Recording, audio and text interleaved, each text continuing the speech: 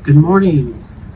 Welcome to this Veterans Day gathering. I am Raymond Clothier. I am the interim multi-faith chaplain, and it is a blessing to gather on what is actually a fairly balmy November morning compared to previous years at least, and to gather to reflect with gratitude on the many veterans in our community and in our lives.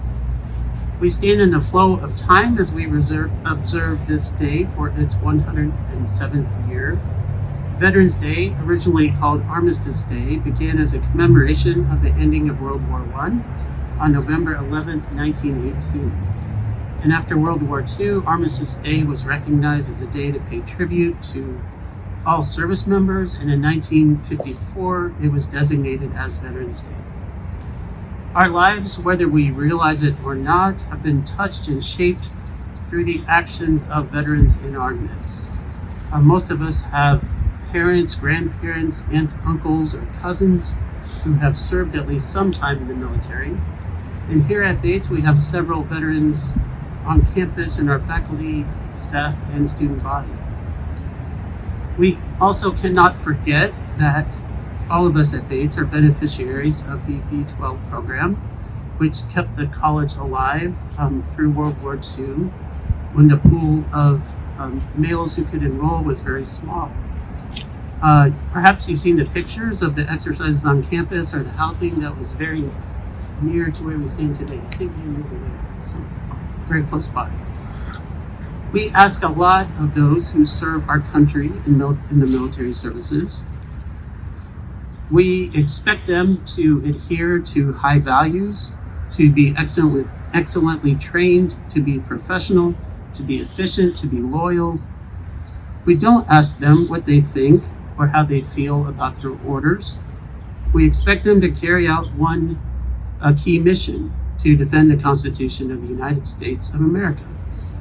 When their service is over, it's important to remember that they are full human beings with hopes and dreams and a hunger for the opportunity that freedom brings. We not only owe our veterans a debt of gratitude, we owe them our commitment to honor their service by making sure that they have everything they need to robustly claim the right to life, liberty, and the pursuit of happiness.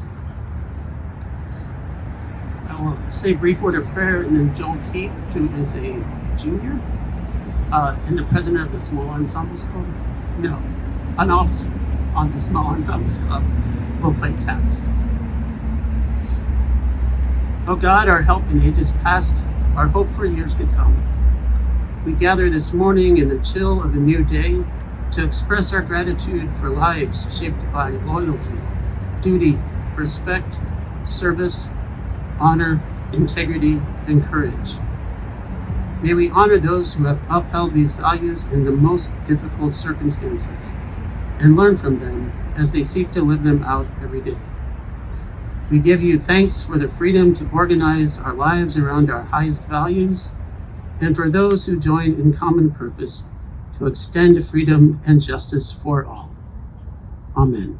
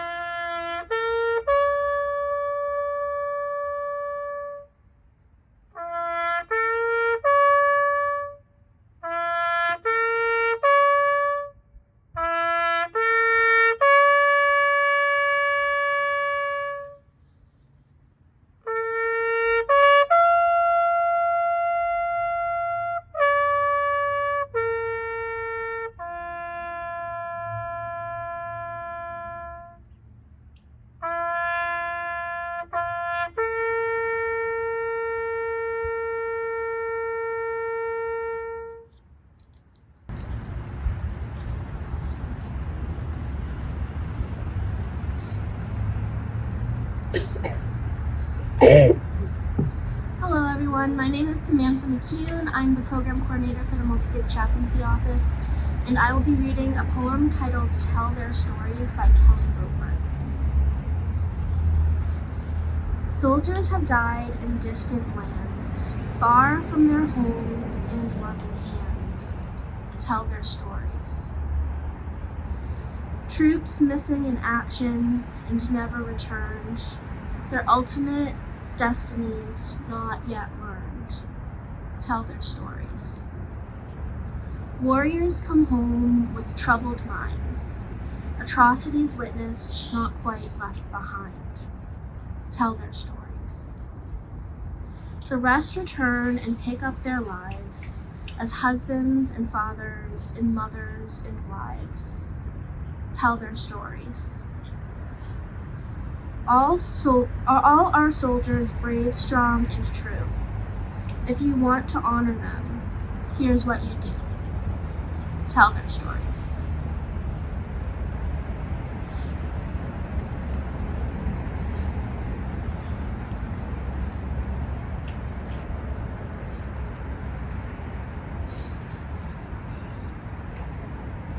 Good morning, everyone. Thank you for being here. I'm Dustin Surratt. I work in the carpentry department here. I'm also a veteran. I've been in for 17 years and I'm still doing it. I'm going to read The Man in the Arena, and then I'm going to recite the Soldier's Creed for you today. It's not the critic who counts, not the man who points out how the strong man stumbles or where the doer of deeds could have done them better.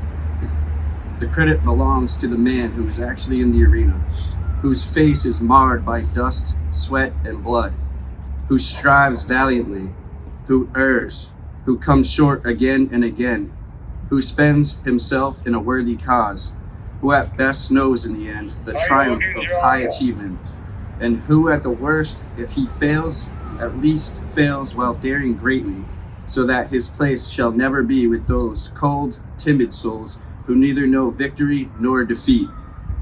Theodore Roosevelt.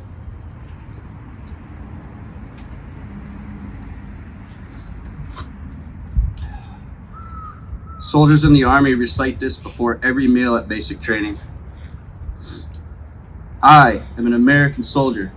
I am a warrior and member of a team. I serve the people of the United States and live the Army values.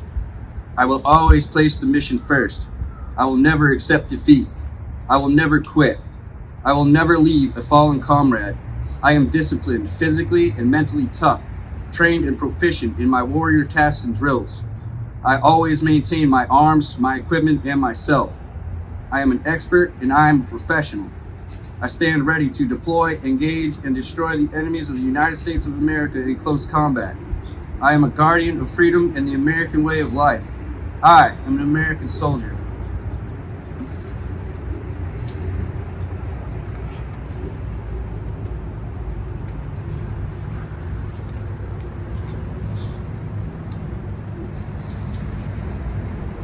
In gratitude for the veterans with us today and for those who left these grounds to fight far afield, I invite you now to take a flower from that beautiful arrangement and place and pause with a memory of those who have served, and place the flower on the stone of the memorial. We will keep silence as we do that, and after we finish, we'll observe a brief moment of silence.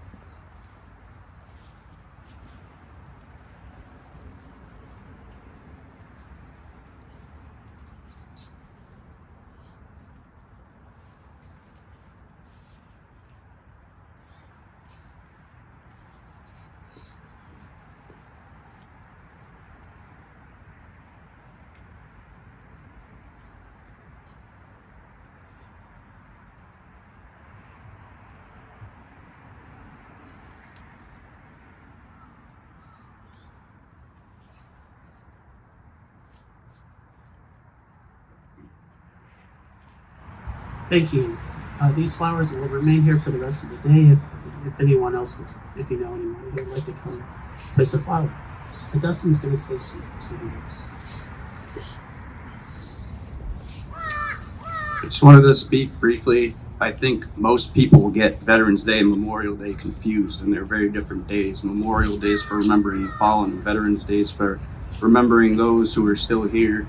And a lot of those people have gone overseas and seen war, and they come home and they don't know how to assimilate back into life. And I just want to say that 22 veterans take their own lives every day. So I think it's important that if you know veterans, check on them.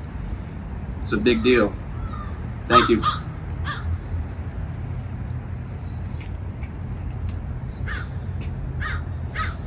This is a poem it's called Give Us Our Peace by Langston Hughes. He wrote it in 1945. Give us a peace equal to the war, or else our souls will be unsatisfied, and we will wonder what we have fought for and why the many died. Give us a peace of accepting every challenge, the challenge of the poor, the black, of all denied, the challenge of the vast colonial world that long has had so little justice by its side. Give us a peace that dares to be wise. Give us a peace that dares us to be strong. Give us a peace that dares us still uphold throughout the peace our battle against wrong.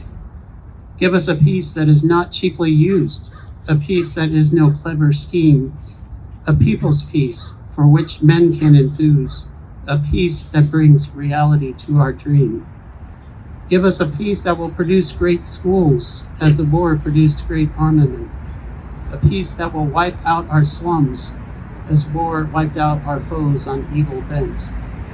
Give us a peace that will enlist a mighty army serving humankind, not just an army geared to fight, but trained to help the living mind. An army trained to shape our common good and bring about a world of brother and sisterhood.